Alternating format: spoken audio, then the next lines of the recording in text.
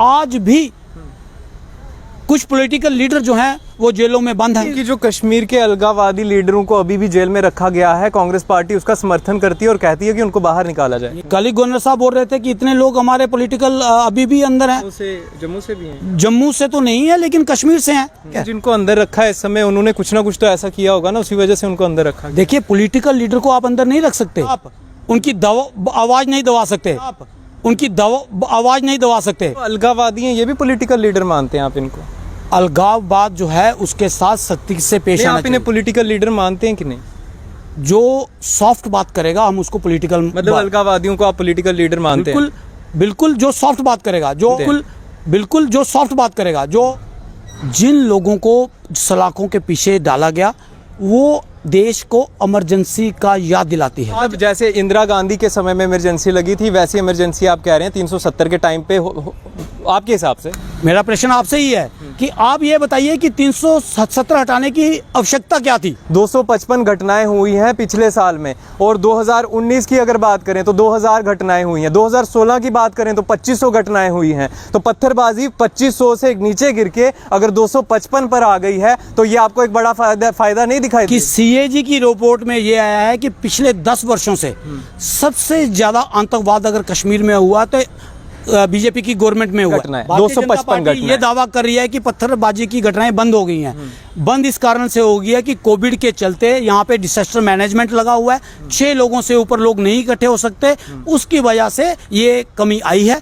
आप देखेंगे कि अगर इसी तरह भारतीय जनता पार्टी जम्मू कश्मीर के लोगों के अधिकारों का और लोगों के हितों का प्रताड़न करती रही तो आने वाले दिनों में इससे ज्यादा भयंकर से भारतीय जनता पार्टी तालिबान के अंदर पूरी तरह विफल साबित हुई। नहीं, आपने कहा कि बीजेपी फेल हुई है तालिबान के मामले में, कैसे? मतलब स्ट्राइक करनी चाहिए थी तालिबान पे बीजेपी को? इसकी क्या गारंटी है कि तालिबान कश्मीर के लिए जदोजहद नहीं करेगा, वो यहाँ पे आतंक नहीं बढ़ाएगा? और बालाकोट जैसी स्ट्राइक भी कर सकता था भारत अगर चाहता तो।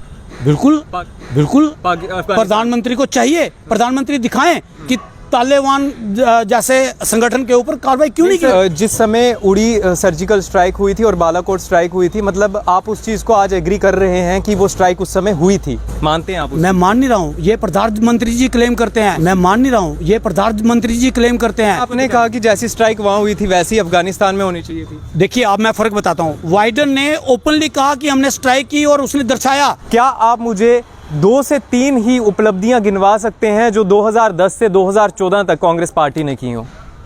सबसे पहले हमारी इकॉनमी 9.2 थी जो आज देश के अंदर -9.2 है। सबसे बड़ी उपलब्धि। जितने भी इंफ्रास्ट्रक्चर, और खासकर मैं अपनी जम्मू कश्मीर की 2014 की बात की तो जम्मू कश्मीर भी बीच में आता है।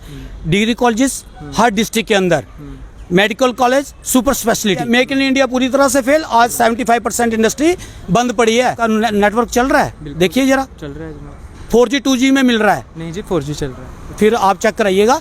आप बीजेपी पार्टी में सीएम का चेहरा किसी को देखते हैं क्या? मैं सीएम तो नहीं, लेकिन गैंग लीडर का चेहरा देखता हूँ, गैंग माफिया का चेहरा देखता हूँ। जम्मू कश्मीर में सियासी हलचल काफ़ी ज़्यादा तेज़ देखने को मिल रही है और अब ऐसा लग रहा है कि आने वाले समय में जल्द ही जम्मू कश्मीर में इलेक्शंस होंगे। आपको बता दें कि बीजेपी पार्टी की बात करें तो नए लोग शामिल हो रहे हैं, जिसकी वजह से अब कांग्रेस पार्टी की भी दिक्कतें कहीं ना कहीं बढ़ भी सकती हैं। तो मेरे साथ इस समय अश्वनी हांडा जी मौजूद हैं, जो कि एक युवा कांग्रेस के नेता हैं और अपनी आवाज़ काफ़ी बुलंद तरीके से रखना जानते हैं। चलिए इनसे बातचीत करते हैं जो इस समय का पॉलिटिकल सिनेरियो जम्मू कश्मीर का बना हुआ है। अश्विनी जी, स्वागत है आपका चैनल 1 पे। शुक्रिया, धन्यवाद। अश्विनी जी, सबसे पहले मैं आपसे ये जानना चाहूँगा कि इस समय जम्मू कश्मीर की जो हालात बनी हुई है इलेक्शंस को लेकर, आपको क्या लगता है आने वाले समय में जिस तरह से बीजेपी क्लेम कर रही है कि हम इस बार 50 के पार सीटें लेकर दिखाएंगे, दूसरी तरफ एनसी की बात करें तो वो बीजेपी को लताड़ने में लगी हुई है, तो कांग्रेस का क्या पक्ष है? कांग्रेस क्या समझ रही है? खुद को कहाँ देखते हैं?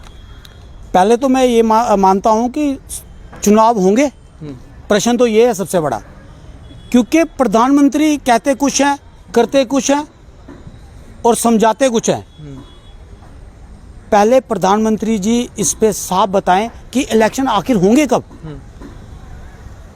एक तरफ तो प्रधानमंत्री जी 24 मई को ऑल पार्टी मीटिंग बुलाते हैं और उसके बाद ये कहते हैं कि हम जल्द ही चुनाव करा देंगे। 2.5 महीने हो चुके हैं और आपने लोगों के विश्वास जीतने के लिए उस तरीके का माहौल क्रिएट नहीं कर पाए हैं अभी तक। हमारी तरफ से जो 5 मांगे रखी गई थी, पहली मांग थी स्टेटहुड जो है वो रिस्टोर हो, दूसरी मांग थी कश्मीरी विस्थापित जो हैं उनको रिहैबिलिटेट किया जाए, कश्मीर में फिर से दोबारा बसाया जाए। ठीक है। तीसरी मांग थी कि जब तक चुनाव हो उससे पहले राज्य का दर्जा बहाल हो। उससे वो तो स्टेटहुड आ गया ना। स्टेटहुड की बात जो है वो वही बताओ, राज्य का दर्जा बहाल, उसके बाद जो है चुनाव हो, तब जाके सभी पार्टियां जो है वो चुनाव में भाग लेंगी। लेकिन मुझे लग रहा है कि 24 तारीख की मीटिंग के बाद अभी तक कोई ऐसा इनिशिएटिव नहीं लिया गया प्रधानमंत्री द्वारा जिससे ये लगे कि लोगों के बीच में ये माहौल बने कि प्रधानमंत्री गंभीर हैं कश्मीर को लेके और वहाँ के चुनावों को लेके। क्योंकि आज भी कुछ पॉलिटिकल लीडर जो हैं वो जेलों में बंद हैं, तो आप चुनाव किसका कराएंगे? क्या उनको अंदर रख के चुनाव कराएंगे? कि जो कश्मीर के अलगाववादी लीडरों को अभी भी जेल में रखा गया है, कांग्रेस पार्टी उसका समर्थन करती है और कहती है कि उनको बाहर निकाला जाए। ये कैसे आपने सोच लिया? मैंने कब कहा कि अलगाववादियों को अंदर रखा गया? मैंने आपसे कहा है कि पॉलिटिकल लीडर्स को। और कौन कौन से इस समय आपके हिसाब से अंदर हैं? कल ही लिस्ट आई थी, कल ही गवर्नर साहब बोल रहे थे कि इतने लोग हमारे पॉलिटिकल अभी भी अंदर हैं। ये गवर्नर साहब ने स्पष्ट किया है कि इतने लोग आज भी जेलों में हैं। जम्मू से भी हैं? जम्मू से तो नहीं है लेकिन कश्मीर से हैं। तो आप कश्मीर की तरफ कश्मीर हमारी स्टेट नहीं है क्या? कश्मीर पाकिस्तान में है क्या? जिनको अंदर रखा है इस समय उन्होंने कुछ ना कुछ तो ऐसा किया होगा ना, उसी वजह से उनको अंदर रखा। देखिए, पॉलिटिकल लीडर को आप अंदर नहीं रख सकते। अगर वो पॉलिटिकल लीडर है तो उसको आप अंदर नहीं डाल सकते ये कह के कि इसने कुछ ना कुछ किया हो। अगर कुछ किया है तो उसको जग जाहिर करो, सार्वजनिक करो क्या किया उसने। लेकिन आप उनकी आवाज नहीं दबा सकते। पॉलिटिकल लीडर लोगों की आवाज होती है। आप ये जो अलगाववादी हैं ये भी पॉलिटिकल लीडर मानते हैं आप इनको? अलगाववाद जो है उसके साथ सख्ती से पेश आना चाहिए। आप इन्हें पॉलिटिकल लीडर मानते हैं कि नहीं? जो सॉफ्ट बात करेगा हम उसको पॉलिटिकल, मतलब अलगाववादियों को आप पॉलिटिकल लीडर मानते हैं? बिल्कुल। जो सॉफ्ट बात करेगा, जो आतंकवाद की ओर जाएगा, उसके साथ आतंक की तरह ही बिहेव होना चाहिए, उसको कानून के तहत। गिलानी जी जो थे जिनकी अभी अभी मौत हो गई है, चलिए अब बात तो नहीं करनी चाहिए, लेकिन फिर भी समय रहते अपने समय में उन्होंने देश विरोधी नारे बड़े दिए हैं, तो क्या आपको वो भी लगते थे देश के खिलाफ या फिर आप उनका समर्थन करते थे? आपको पता है वो असेंबली में यहाँ पे एमएलए थे। हाँ, 3 बार एमएलए रह चुके हैं वो। बिल्कुल। तो उन्होंने अलगाववाद की बात कब से शुरू की? जब वो पॉलिटिकल जो उनकी विचारधारा नहीं, जो उनका व्यू था ना कि बिलीव था कि हाँ इस तरह से लोगों की भलाई होनी चाहिए उनकी मुश्किलात हल करने के लिए। आप पॉलिटिकल जब बनते हो आप लोगों को, सोसाइटी के लिए बनते हो, ना कि अपना घर भरने के लिए। आपसे एक चीज़ जानना चाहूँगा हांडा जी, आप मुझे ये बताइए, आपने पॉलिटिकल लीडर्स को रिहा करने की बात की है, आप मुझे ये बताइए आप किन पॉलिटिकल लीडर्स को रिहा करवाना चाहते हैं? जो अलगाववाद से जुड़े हुए हैं वो, या फिर वो पॉलिटिकल लीडर्स को आप रिहा करवाना चाहते हैं जो किसी छोटे मोटे काम की वजह से इस समय अंदर हैं, जिनको सलाखों के पीछे डाला गया है? देखिए, स्टैंड क्लियर कर दीजिए। अभी मैं स्टैंड क्लियर करता हूं। जो भारतीय जनता पार्टी की विचारधारा को सहमत नहीं है उनको ये जेल में अंदर डालते हैं। जो भारतीय जनता पार्टी की विचारधारा से सहमत हो जाता है उसको ये लीडर बना देते हैं। आज ये स्थिति है देश के अंदर। आप किसी भी पार्टी को ले लो, भारतीय जनता पार्टी का समर्थन करता है तो वो लीडर है, अगर भारतीय जनता पार्टी का समर्थन नहीं करता है तो वो गैंग लीडर है। 370 हटाया गया था, जब हटाया जा रहा था उस समय काफ़ी पॉलिटिकल लीडर्स को सलाखों के पीछे डाल दिया गया था, तो वो भी तो 370 के अगेंस्ट थे, लेकिन उनको बाद में रिहा कर दिया गया। मैं तो ये कह रहा हूँ कि आपने 370 हटाने से पहले उन पॉलिटिकल लीडरों को किस कसूर के हवाले से अंदर किया? प्रश्न तो ये उठता है। ये तो सीधा सीधा ह्यूमन राइट वायलेशन है कि आप एक पॉलिटिकल लीडर को इस तरह से बंद कर देते हो, उसकी आवाज़ बंद कर देते हो, आवाम की आवाज़ बंद कर देते हो। तो ये एक तरह की डिक्टेटरशिप आज चल रही है देश के अंदर और खासकर जम्मू कश्मीर के अंदर। 370 हटा रहे थे उस समय, इन लीडर्स को सलाखों के पीछे डाल दिया था, उसको क्या नाम देंगे आप? क्या कोई एक पर्टिकुलर शब्द है जो आप नाम देना चाहते हैं? जिन लोगों को सलाखों के पीछे डाला गया वो देश को इमरजेंसी का याद दिलाती है। वो इमरजेंसी जो अनडिक्लेयर इमरजेंसी है, आज भारतीय जनता पार्टी डिक्टेटरशिप के रूप में इमरजेंसी जैसी जो माहौल है वो बना हुआ है। मतलब जैसे इंदिरा गांधी के समय में इमरजेंसी लगी थी वैसी इमरजेंसी आप कह रहे हैं 370 के टाइम पे आपके हिसाब से? इंदिरा जी ने जो इमरजेंसी लगाई थी वो इसलिए लगाई गई थी कि लॉ एंड ऑर्डर की प्रॉब्लम थी, और आपने बाद में देखा कि किस तरीके से आतंकवाद पनपा। बिल्कुल। लेकिन यहाँ पे ऐसी कोई स्थिति नहीं थी। आपने रातों रात उन सभी लीडर्स को, जो पॉलिटिकल लीडर थे, जो यहाँ पे कई सालों से यहाँ पे लोगों की बात कर रहे थे, लोगों के लिए काम कर रहे थे, इस लोकतंत्र को जिंदा रखा था जिन्होंने, आपने उन सभी को सलाखों के पीछे कर दिया। मैं पूछना चाहता हूं आपके माध्यम से कि उन लोगों का क्या कसूर था और आज भी वो क्यों बंद है? हांडा साहब, एक सवाल है यहाँ पे, एक सवाल ये बड़ा उठ रहा है, जैसे आप इसके विरोध में हैं कि उनको अंदर क्यों डाला था, ये आपकी विचारधारा है, आप तक सीमित है। लेकिन आप मुझे एक चीज़ बताइए कि आपको ऐसा नहीं लगता कि अगर उस समय सरकार ने ये निर्णय नहीं लिया होता कि उन लोगों को सलाखों के पीछे डाला जाए, तो 370 हटाते समय हिंसक प्रदर्शन भी हो सकते थे और कई लोगों की जान भी जा सकती थी? आप ये बताइए कि 370 हटानी क्यों थी? मेरा प्रश्न आपसे ही है कि आप ये बताइए कि 370 हटाने की आवश्यकता क्या थी? और इन लोगों को बिना वजह अंदर डालने का मतलब क्या था? हांडा जी, मतलब 370 हटाने के बाद देश में पत्थरबाजी की घटनाएं 255 हुई हैं केवल। आप भी जानते होंगे, आप काफ़ी एनालाइज करते हैं चीज़ों को, मैं जानता हूं। 255 घटनाएं हुई हैं पिछले साल में, और 2019 की अगर बात करें तो 2000 घटनाएं हुई हैं, 2016 की बात करें तो 2500 घटनाएं हुई हैं। तो पत्थरबाजी 2500 से नीचे गिर के अगर 255 पर आ गई है, तो ये आपको एक बड़ा फायदा नहीं दिखाई दे रहा है? आपकी जानकारी के लिए बता दूं कि सीएजी की रिपोर्ट में ये आया है कि पिछले 10 वर्षों से सबसे ज्यादा आतंकवाद अगर कश्मीर में हुआ तो बीजेपी की गवर्नमेंट में हुआ है। सर, आतंकवाद पे मैं आ रहा हूँ, मैं पत्थरबाजी की बात कर रहा हूँ। पत्थरबाजी का ये उपलब्धि मानते हैं? पत्थरबाजी जो की घटनाओं में जो कमी आई है, कल हुई पत्थरबाजी, इसको मानते हैं? घटनाओं में तो कमी आई है ना, 255 घटनाएं, 255 घटनाएं। ये दावा कर रही है कि पत्थरबाजी की घटनाएं बंद हो गई हैं। बंद इस कारण से हो गई है कि कोविड के चलते यहाँ पे डिसास्टर मैनेजमेंट लगा हुआ है, 6 लोगों से ऊपर लोग नहीं इकट्ठे हो सकते, उसकी वजह से ये कमी आई है।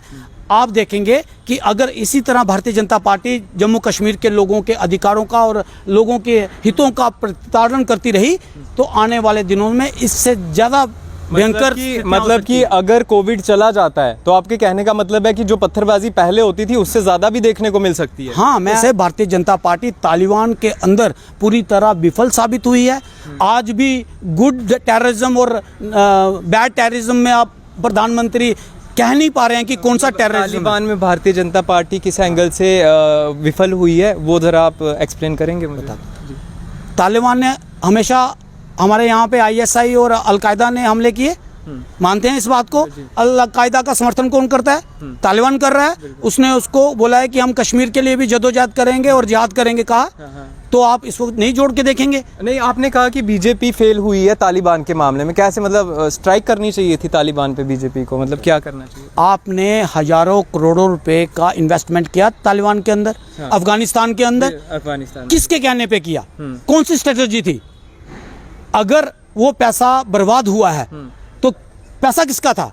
प्रश्न ये बनता है। पैसा देश की जनता का था, जो टैक्स के रूप में लोग अपनी योगदान देते हैं। बीजेपी को इस दौरान अभी इनको ये चाहिए था कि तालिबान को सीधा बताते कि तालिबान जो है वो टेररिज्म ऑर्गेनाइजेशन है और उसके ऊपर उस तरीके से कार्रवाई करते जो एक टेररिज्म ऑर्गेनाइजेशन से की जाती है। आप आज उनको रिकॉग्नाइजेशन दे रहे हैं देश के अंदर, और इसकी क्या गारंटी है कि तालिबान कश्मीर के लिए जदोजहद नहीं करेगा, वो यहाँ पे आतंक नहीं बढ़ाएगा? क्योंकि भारतीय जनता पार्टी के पास इंटरनेशनली कोई भी ऐसा मंसूबा नहीं है, कोई ऐसी प्लानिंग नहीं थी जिसकी वजह से आज भारतीय जनता पार्टी क्या अफगानिस्तान में कुछ कर सकती है, कोई बड़ा कदम उठा सकती है? क्योंकि सीमाएं दूर हैं, इस तरह का कुछ है नहीं कि अफगानिस्तान में भारतीय जनता पार्टी या फिर सेंट्रल गवर्नमेंट कुछ वहाँ पे स्ट्राइक करे या उन पर किसी तरह का पॉलिटिकल दबाव तो बना सकती है, लेकिन किसी भी तरह से हमला करना या कुछ करना ये पॉसिबल हो सकता है क्या? भारतीय जनता पार्टी अफगानिस्तान में जाके इन्वेस्टमेंट कर सकती है, लेकिन भारतीय जनता पार्टी कोई कार्रवाई नहीं कर सकती है। तो इससे साफ जाहिर होता है कि भारतीय जनता पार्टी ने बिल्कुल भी इस पे प्लानिंग नहीं की थी, कोई स्ट्रेटजी नहीं थी, सिर्फ अपनी इमेज बनाने के लिए प्रधानमंत्री ने पैसा लगा दिया और आज उस पैसे का कोई अता पता नहीं है। और बालाकोट जैसी स्ट्राइक भी कर सकता था भारत अगर चाहता तो। बिल्कुल, प्रधानमंत्री को चाहिए, प्रधानमंत्री दिखाएं कि तालिबान जैसे संगठन के ऊपर कार्रवाई क्यों नहीं की भारतीय गई? जनता पार्टी सेंट्रल गवर्नमेंट अगर चाहती तो ऐसी स्ट्राइक अफगानिस्तान पे कर सकती थी जैसी स्ट्राइक बालाकोट और उड़ी में हुई, कर सकती मैं तो थी ये या कह रहा हूं कि अगर बाइडन कर सकता है तो हिंदुस्तान क्यों नहीं? बाइडन हजारों किलोमीटर से आके तालिबान के ऊपर स्ट्राइक करता है, उसके एयरपोर्ट पे स्ट्राइक करता है। भारत भी कर सकता था। भारत को दिखाना चाहिए, भारत एक ऐसी कंट्री है जो अमेरिका से ज्यादा फोर्स सक्षम है और हम ये तालिबान को नस्ते नाबूद कर सकते हैं। आप जिस समय उड़ी सर्जिकल स्ट्राइक हुई थी और बालाकोट स्ट्राइक हुई थी, मतलब आप उस चीज को आज एग्री कर रहे हैं कि वो स्ट्राइक उस समय हुई थी, मानते हैं आप? मैं मान नहीं रहा हूँ, ये प्रधानमंत्री जी क्लेम करते हैं कि हमने सर्जिकल स्ट्राइक की थी, मैं तो उसको वीडियो गेम स्ट्राइक बोलता हूँ। ऐसी स्ट्राइकें हर रोज होती हैं देश के अंदर, आर्मी हमेशा करती है, लेकिन प्रधानमंत्री जी ने उस सर्जिकल स्ट्राइक को अपनी इमेज बनाने के लिए अभी आपने कहा कि जैसी स्ट्राइक वहां हुई थी वैसी अफगानिस्तान में होनी चाहिए थी। देखिए, अब मैं फर्क बताता हूँ। बाइडन ने ओपनली कहा कि हमने स्ट्राइक की और उसने दर्शाया, लेकिन आज तक वो वीडियो आज सामने नहीं आया जो प्रधानमंत्री द्वारा सर्जिकल स्ट्राइक की गई थी। तो आप बताइए ना, वैसी वीडियो गेम वाली स्ट्राइक अफगानिस्तान में भी होनी चाहिए थी। ये वीडियो गेम ही चल रही है। प्रधानमंत्री जी शाम को बैठेंगे, आप किसी दिन देखना, यही बयान आएगा कि हमने वहाँ पे वीडियो गेम से स्ट्राइक कर जी, इस कन्वर्सेशन को यहीं ख़त्म करते हैं। आप मुझे ये बताइए, जिस तरह से आप कांग्रेस पार्टी का काफ़ी ज़्यादा एक सीनियर लीडर हैं, समर्थन करते हैं, नेशनल टीवी पर बैठते हैं, आपके पास एक अच्छी खासी नॉलेज है कांग्रेस पार्टी को लेकर, क्या आप जिस तरह से बीजेपी का पार्टी का विरोध करते हैं, क्या आप मुझे 2 से 3 ही उपलब्धियां गिनवा सकते हैं जो 2010 से 2014 तक कांग्रेस पार्टी ने की हों?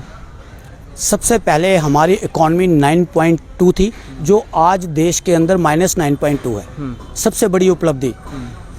जितने भी इंफ्रास्ट्रक्चर, और खासकर मैं अपनी जम्मू कश्मीर की 2014 की बात की तो जम्मू कश्मीर भी बीच में आता है।